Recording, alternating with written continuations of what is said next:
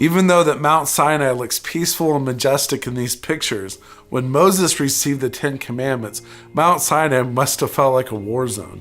After all, there was lightning, there was earthquakes, trumpet sounds, and smoke. Now, what's interesting is that according to verse 21, God was in this thick darkness.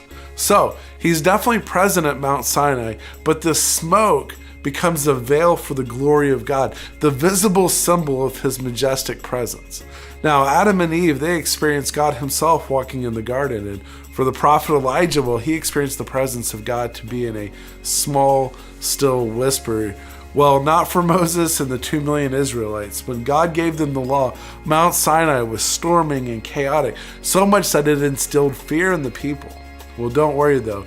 See, God has a purpose. And in fact, in verse 19, he tells us the reason for it. He says, Moses said to the people, "Do not fear, for God has come to test you, that the fear of him may be before you, that you may not sin."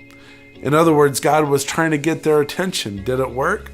Well, I think so. He was revealing a characteristic of himself known as the transcendence of God, meaning that God is holy and righteous, and that sin is the opposite of holiness. So God takes sin seriously. And on Mount Sinai, when he was given the law, he wants his people to understand that. Now, I remember whenever I was first reading the Ten Commandments in Sunday school as a child, we had this brightly colored poster with kids' font, and I just remember yawning and tuning out. But if I was at Mount Sinai, being in God's presence as he gave the law, surrounded by lightning, earthquakes, and smoke, I might have paid more attention. So there you go, a little bit about the smoke and cloud at Mount Sinai, and that's enough today for our historical minute.